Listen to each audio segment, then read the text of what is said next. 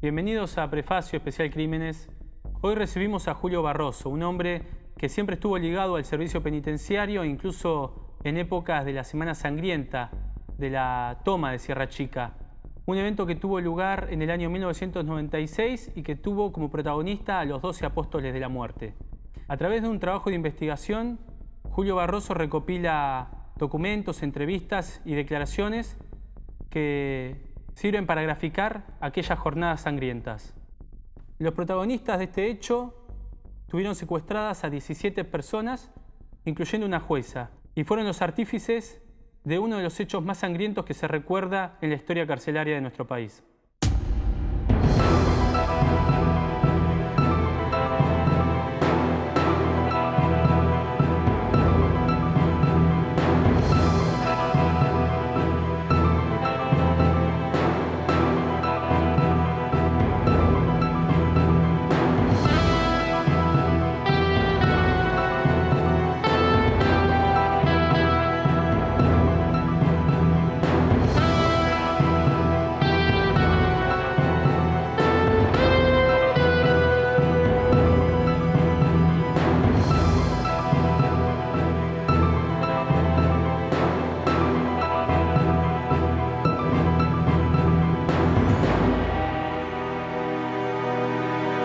Bueno, Julio, gracias por venir.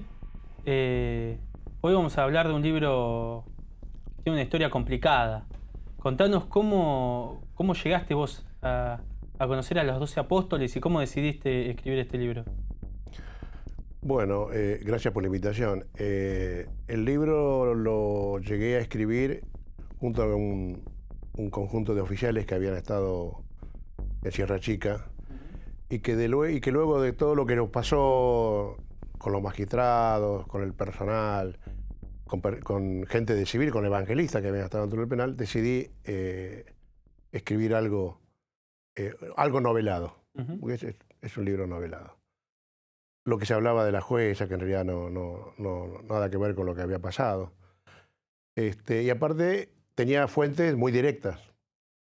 Yo había hecho el sumario interno, a pedido del juez de la causa, el doctor Moreno, y fuimos armando todo esto que fue realmente una carnicería en Sierra Chica. Nunca había pasado una cosa así, en el presidio de Sierra Chica. Esto fue en la Semana Santa de 1996. Empezó un día sábado con una tentativa de fuga que el personal de seguridad la abortó y después se convirtió en una toma de rehenes. Es decir, que de una u otra manera ellas querían fugarse, o sea que fugaban o se querían fugar tirando el gancho, como ellos le llaman, o a través de rehenes del servicio penitenciario. Y escúchame, Julio, ¿vos qué rol ocupabas en esa época? En esa época yo estaba en la jefatura, integraba la plana mayor y fuimos convocados, ya porque fue tomando una gravedad inusitada el motín de Sierra Chica y nos dirigimos a Sierra Chica, llegamos casi de noche, ya la jueza Malera había sido tomada de rehén con el secretario Torres y nos convocaron, fundamentalmente aquellos jefes superiores que habían tenido mando de unidades. Yo había sido director de Olmos, otro muchacho también había sido jefe de unidades, el jefe del servicio también era una persona muy avesada. Y aparecimos en Olmos, en Sierra Chica, el sábado a la noche. ¿Y cómo hicieron? Vos me decías primero que la idea era un poco reivindicar algunas cuestiones o algunos trascendidos que corrían a raíz de la toma. Y me imagino que ese fue el puntapié, digamos, pero ¿cómo hicieron después con la recolección de la información? ¿Con quiénes hablaron? Porque probablemente sea el libro que mejor cuenta lo que pasó en esa historia tan terrible, ¿no? Buscar la información dentro del penal lo fuimos sacando de los mismos internos que fueron protagonistas de la toma. Los mismos que tenían de rehén o que cuidaban al personal que estaba de rehén.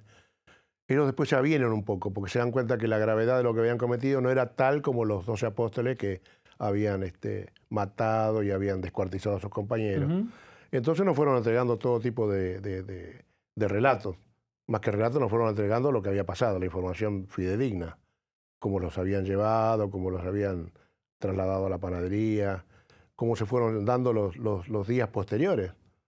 porque nosotros queríamos terminarlo rápido eso, porque aparte se había producido como un efecto dominó en la provincia de Buenos Aires. Había otras unidades que también estaban sufriendo motines por siguiendo la temática de Sierra Chica, la 9, por ejemplo. Claro. Entonces había que cortarlo sí o sí. Pero bueno, también demandaba eso una toma sangrienta por parte del personal de seguridad, y después el gobernador, creo que con muy buen tino, apostó el gobernador Dualde, ¿no? Apostó a ir menguando eso, al desgaste, a desgastándolo, a ir desgastando los internos. ¿Qué pasó? El libro salió en el 2003. El hecho fue en el año 96. ¿Qué pasó a lo largo de todos esos años? Digamos, ¿por qué pasaron tantos años hasta que decidan sacar el libro? ¿O fue parte del proceso de la investigación? ¿Qué fue lo que fue pasando durante esos años que se podría decir el libro se dilató? ¿O la toma fue bastante posterior? La decisión de escribir este libro, ¿no? En realidad se demora un poco, no tanto por lo del libro, que estaba todo en borrador y aparte teníamos copia de los sumarios, sino porque estaba la investigación judicial paralela. Estaban avanzando ellos. No nos olvidemos que después hubo que hacer un juicio que se hizo televisado en La Plata, con los internos allá, eran tan peligrosos que hubo que hacerlos en La Plata.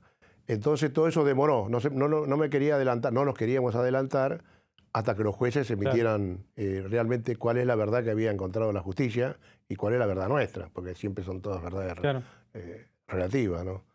Entonces, por eso que se demoró un poco.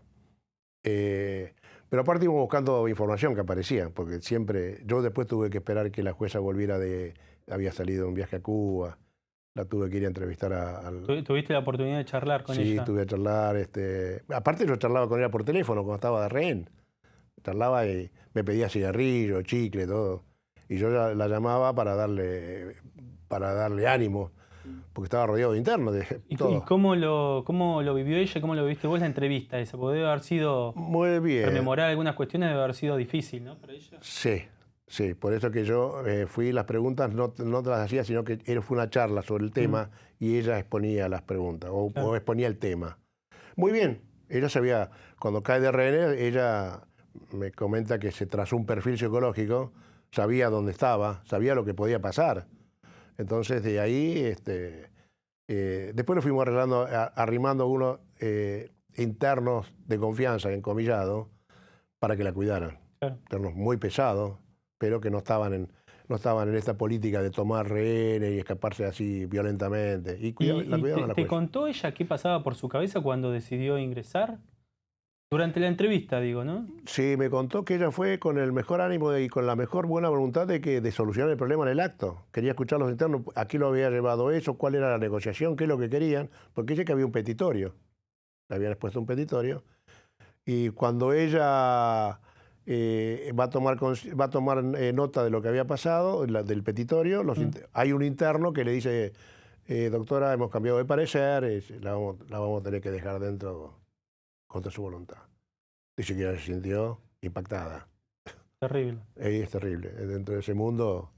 Pero bueno, lo fue sobrellevando y muy bien, muy valiente. Mucha entereza, me imagino. Mucha entereza, aparte de una jueza con mucho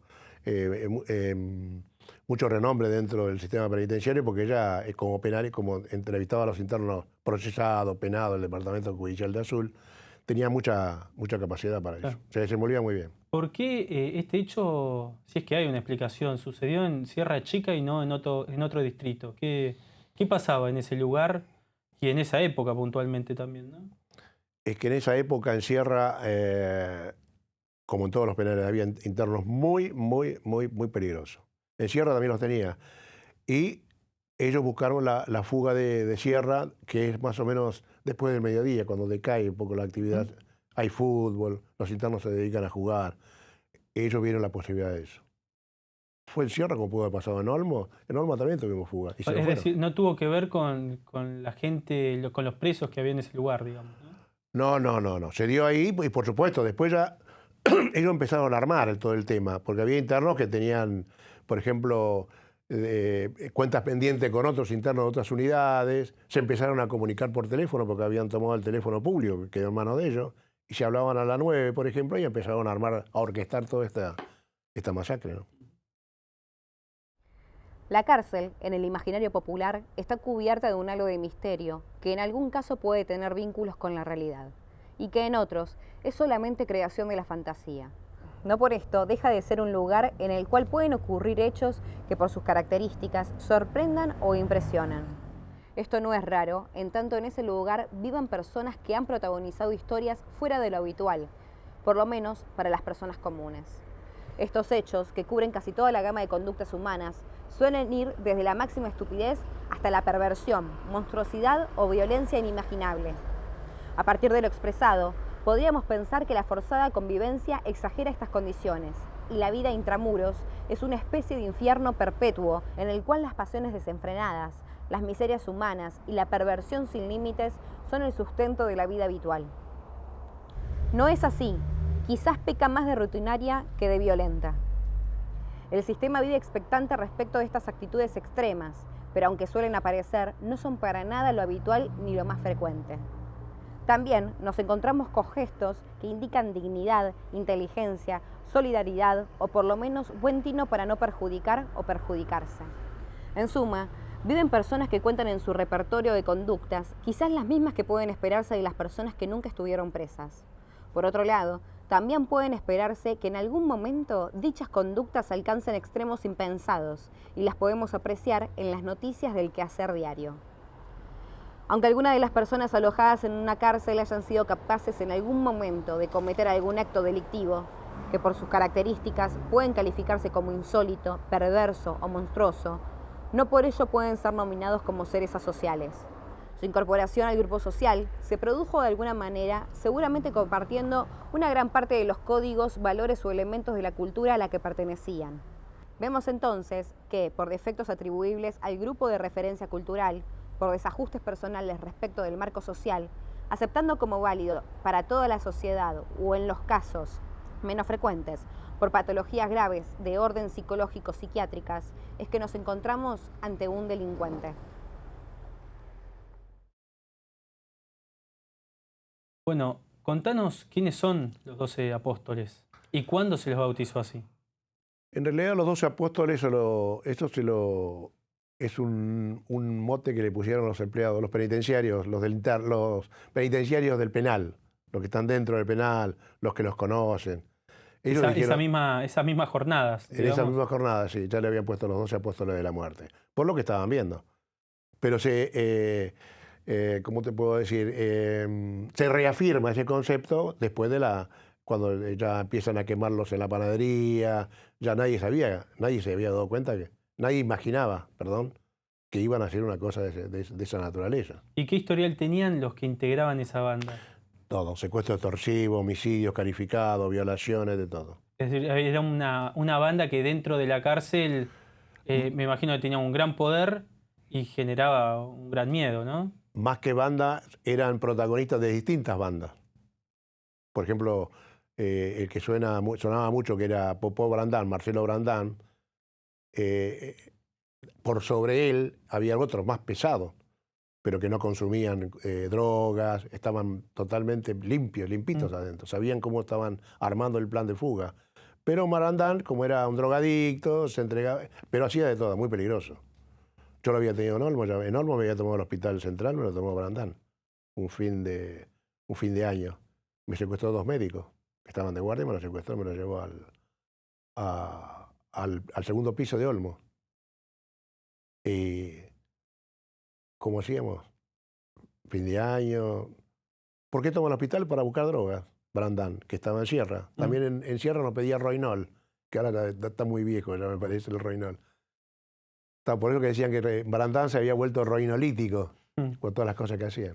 El hecho comienza con este intento de fuga fallido, ¿no? ¿Quiénes lo integraban el intento de fuga? El intento de fuga lo integra Brandán junto con otro paraguayo, con un paraguayo muy pesado también. ¿Y qué sale mal? ¿Qué es lo que sale mal de ese intento de fuga? Cuando ellos tiran la soga, la soga es una escalerilla que ellos arman. La tiran al muro, el gancho que ellos preparan, pegó en la baranda de metal, de hierro, y hizo un sonido. El característico sonido característico del hierro. Claro. Y el centinela advierte y se da cuenta que querían saltar al muro. Y ahí se produjo hubo disparos de ametralladora y ellos se tiran para atrás. Incluso hubo un herido. El paraguayo fue herido, estaba herido en una pierna. En ese mismo momento. En ese mismo momento. Y retroceden hasta Control, que estaba en el centro. Y ahí se apoderan de Control, se apoderan del personal que estaba ahí. Y esa es la primera acción que tienen ellos, que fue repelida por la Guardia. Y bueno, después se fueron dando sucesivamente todas las cosas que fuimos... ¿En qué horario fue el hecho? El hecho empezó aproximadamente a las 4 de la tarde. Quieren saltar, no pueden saltar, toman Control, hay herido, un detenido que hay herido, uno que decía en el paraguayo, ya toman Control con todo el personal, y el director estaba recorriendo el penal en ese momento, porque el director había tenido información fidedigna a la mañana, y él la estaba analizando, estaba recorriendo el penal. De la fuga. Exactamente, de la fuga. El director tenía información muy fidedigna, estaba recorriendo el penal en ese momento cuando escucha los disparos. Y ahí se advierte que efectivamente había una tentativa de fuga. Bueno, da todas las directivas del caso, ¿no es cierto? Cerrar las guardias, reforzar los puestos de guardia, etcétera, etcétera. Y comunicar a la jefatura, tratar él de hablar con los internos, qué es lo que pasaba, negociar. Son los primeros pasos que damos siempre nosotros. ¿Y los protagonistas del intento de fuga qué hicieron? ¿Se echaron para atrás? No, se tiraron para atrás. Y ellos, claro, ellos estaban rearmando.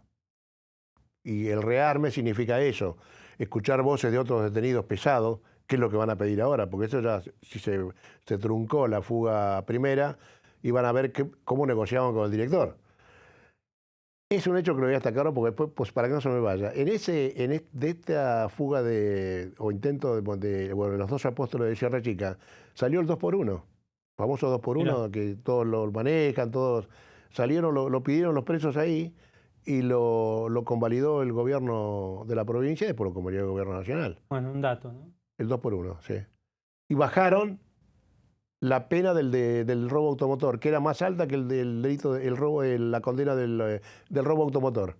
El robo automotor era más alto que el homicidio. Increíble. Increíble.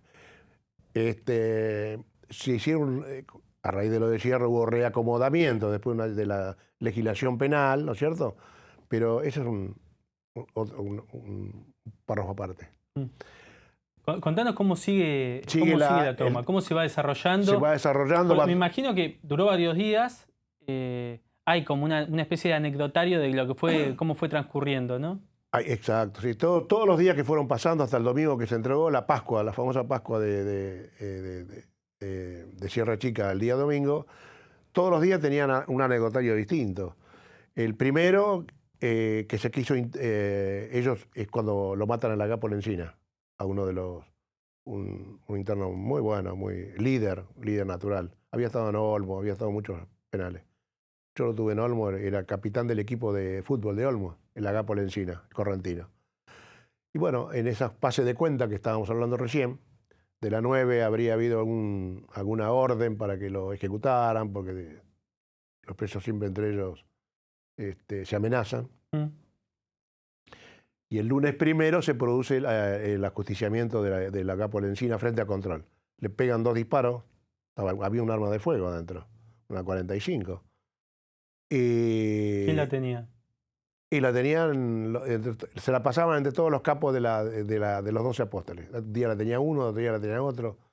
Pero después estaba el paraguayo Migua, había otros internos que ahora en este momento no los tengo, pero ya van a salir. Brandán ya lo nombré. Sosa, Jaimito Sosa también, experto en toma de secuestro. Ya en Sierra Chica había secuestrado 2 maestras anteriormente, 2 o 3 años antes, uno de los que estaba en esa banda. Bueno, ese es el día lunes, y ya empiezan las muertes, el día entre el lunes, martes. O sea, se va desbandando, digamos. Ya estaban desmadrados, ya no obedecían entre ellos. Romero Puig cuidaba a los evangelistas en la capilla, porque todos los internos, en los pabellones se encerraban algunos. Se ponían candado para que no los fueran a buscar. Iban a buscar los homosexuales, hacían desmadre. Y bueno, hasta que en un momento dado se produce entre el miércoles ya el jueves, es el tema de empieza el descuartizamiento, los empiezan a llevar para la panadería. Los llevan con los carritos, que ellos llevan la comida, y los empiezan a quemar. Todas las anécdotas que sabemos, que entre ellos empezaron a hacer las empanadas, hacían guiso con la carne de los internos. Pero hay un dato importante que se había cruzado una toma que se produjo en Brasil. En Brasil hubo algo parecido que cierra, y los internos salieron con un magistrado brasilero y se lo llevaron. Después un enfrentamiento con la policía afuera de la cárcel. Y los internos que tenían la televisión adentro habían visto esto. Entonces después le exigían a la doctora Falvo, que también estuvo a cargo por parte del gobierno, le decían: nosotros queremos la brasilera. ¿La brasilera? Sí, queremos la brasilera. Queremos salir, queremos que nos den auto, nos vamos a llevar la jueza, vamos a llevar las armas. Una locura. La doctora le dijo terminantemente no. Y nosotros empezamos a pergeñar el plan de que si llegaban a venir con los rehenes y la jueza de escudo o pechera, como le llamaban ellos, ya iba a tomar otro cariz la represión. Lo fuimos conteniendo. Se advirtieron ellos que no iban a poder pasar la guardia. Teníamos 2 francotiradores dentro del penal por si venían con la jueza de escudo. Y bueno, se fue diluyendo, se empezaron a caer, ya se empezaron a cansar, ya advirtieron que no... Es una situación de mucha tensión, de mucho estrés, ¿no? Advirtieron que el gobierno no se la iba a hacer fácil. Mejor dicho, el gobierno no iba a acceder a ninguna medida de ese tipo. Accedieron a estudiar eso, el petitorio, que después tuvo éxito. Intervino también el arzobispo de Azul, Calcaño, me parece que se llamaba el apellido. Y se llegó hasta el día sábado. Hasta el día sábado, que ya dijimos, habló un líder, el Cabezón Víctor, también me estaba olvidando. El Cabezón Víctor era muy con mucho andamiaje dentro del penal, y pidió hablar con el juez Moreno, que andaba por ahí. Y al juez Moreno dijo: doctor, el domingo entregamos. Ya estaban en las últimas, no tenían fuerza para continuar. Y efectivamente, el domingo, el día 7, entregaron. Y me imagino el destino de ellos. Muchos ya tenían que pasar su vida en la cárcel. Muchos se fueron, después otros obtuvieron la libertad, otros murieron dentro de los penales, porque después empieza a ejercer la ley del penal. Matar a otro detenido con arma de fuego contra el penal. Se puede aceptar la lucha cuerpo a cuerpo con la faca, como le llaman ellos, a facazo. Pero con arma de fuego y matarlo como mataron a esta persona, no lo perdonaron. Entonces, así que, por ejemplo, Chiquito Acevedo lo mataron, muchos muertos después en los penales. Algunos después lo mató la policía buena, en enfrentamientos por otros hechos. Bueno, Julio, te pido el autógrafo. Muy bien, con mucho gusto.